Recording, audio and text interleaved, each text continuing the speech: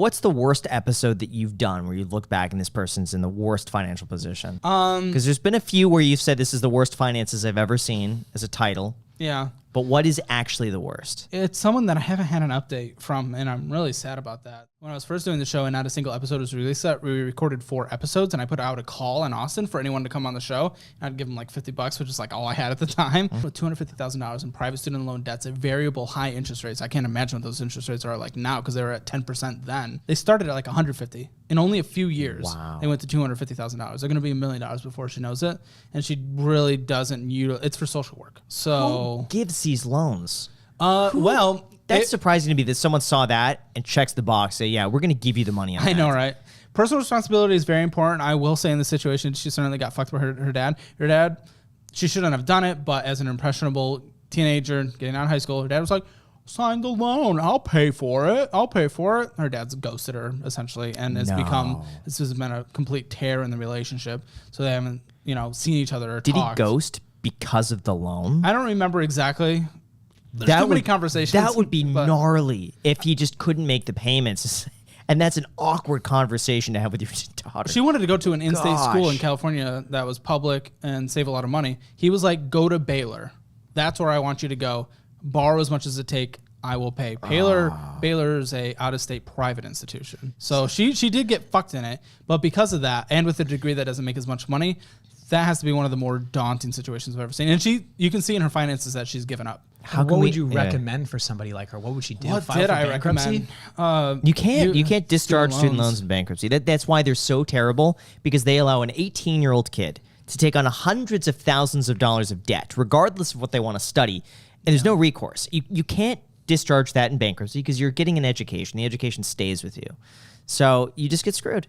Yeah. There's no way around it. It's terrible. And the fact that people sign off on that when they could buy a house with it, I did. And at least they could claim the house back. But no, that's why there's student loans. There's no recourse on it. Another conversation that needs to happen, as a guy who has lots of music friends, I studied in school music. I loved my school music. They excelled at quite a few things like jazz and music therapy and stuff like that. I loved the experience. Not every single college in the United States needs to offer a music degree or an arts degree. These are industries that the small minority make it, right? And that's okay. And I think anyone should pursue it with that expectation of knowing it's going to be hard, and they can totally do that. But when a college of 10,000 people in the middle of Iowa or whatever is offering these degrees that have training that are lackluster compared to other institutions and are setting their students up for failure, it's irresponsible that institution to even offer that degree in the first place. But I get it, because the college wants the money. You got the professors, they're on payroll, they're getting tenure. You got the college, you got all the executives. Administrators. Yeah, administrators that take up a massive percentage of payroll for colleges. So I think it's irresponsible for that every single institution in the United States, regardless of them, and we have 1 billion of them, needs to offer every degree, even if that education for that degree at that institution is not going to be as good as it could be somewhere else. How do we get that girl back on the podcast? I don't think she wants to. Again, she wasn't from the audience. I cut out a lot of things that she wanted me to cut out, including even after the fact. Can you gift her something towards the student loans in exchange for coming on? I think I even gave her a big chunk of money after the fact, because I was like, hey, you were one of the first people on the episode. I know you weren't thrilled with the experience, which, by the way, we sent out a survey to all the past guests this year, and we got an average 4 out of 5 in terms of the experience. The only thing that people don't like is that we rush a lot, they feel. But either way, she's one of the first guests. Yeah. And because she didn't even know what the show was, I didn't even know what the show was. Yeah. I think she was just, this went in front of more people than I was expecting, than any of us expected. So I don't think she wants to be in front of that same amount of audience again. Fair. Rough situation, though. Yeah. I feel so bad for her, and I would... No, I'd love to help in any way whatsoever. Yeah. Hopefully the budget I gave her. I know in those situations, some people... I will also say, just for context, because I've read it a few places, that...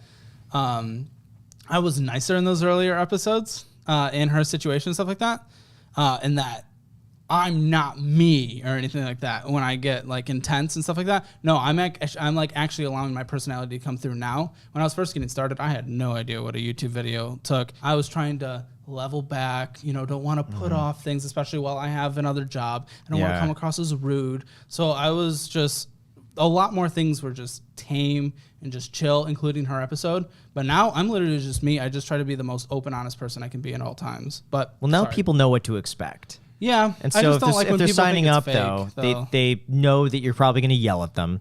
Yeah. And, it also depends on the people's situation. Yeah. We had a dude, unfortunately, experiencing homelessness on recently. I don't think the voice was raised once in that episode. And I gifted him what he needed to his first 2 months of rent. I gifted him a refrigerator for his current situation so he didn't have to eat out all the time. And I gifted him, someone from the audience gifted him a drone. A drone, because he was making good money working for drone companies, but his drone broke down and then he went homeless. And then also I offered to pay for his first 4 therapy sessions because he has some really critical depression. So I love being in the position to be able to help with that. So it depends on the episode. But yes, there are lots of people like the model that you were talking about who she wasn't receptive to anything. So naturally, as me just being me, I'm just very invested in it, and I hate when I care more about their situation than they do. But I also get equally as excited when they pay off their debt. Like, dude, I get so fucking hype. Nice. Like, you have no idea. When people are making progress, dude, that emotion you see when I'm angry is equal on the other side of me being excited for them. Because the channel's only been around for 1.5 years and debt takes a long time to pay off, we've seen less of that excitement. We will, though. You got to do like the Dave Ramsey debt-free scream. Yeah. But like your version of that when they pay off like student loans or something like that. When they do a 6-month emergency fund, let's say, have them come back and like take a photo or something like that. We tell them to keep us updated all along the way. You know what you need? Awards, little trophies. Oh yeah, that would seriously. Good. And if you're on the show and they hit certain milestones, let's just say paying off their student loans, 6-month emergency, you send them a little trophy, of some sort. And I like that. I think that would be As a nice. They make it further. The trophies get like a little bit bigger. Yeah, they hit $1 million net worth. They get a big trophy of your face. That's sweet. No, that's actually really cool. No, that's good. That's good. We get updates all the time from people, and people are doing well. But again, a lot of these debt situations, if you watch the videos, they're like multi-year payoffs, so we won't see the end solution for a while. So this guy that was homeless for a little bit, have you had any updates with him after giving him the money and the refrigerator and the drone? Hasn't updated us in a few weeks, so we leave it up to them to reach out to us when they need help and when they want. But we tell them to you're not going to ignore it. You're not going to annoy us. Reach out to us as much as you can. Pester us for questions. Let us help. Everything like that. But we also don't want to pester them and everything like, oh, how are you doing? How you doing? Are you bad this week? Are you bad this week? So I know he had a lot of clinical stuff, so I definitely don't want to pester him, but I very much want to hear from him. I haven't paid for the therapy sessions yet because he hasn't done them. I'm offered to pay for them, but he needs to sign up to do it. You can only do so much, I feel. And same for the rent. Like, I want him to rent or put down a security deposit, whatever it was. Like, I was going to cover 2 months rent, I think, or a security deposit plus 1 month rent. He has to go take the action to get the place, though. And I'm fully willing and excited to do it when he does it.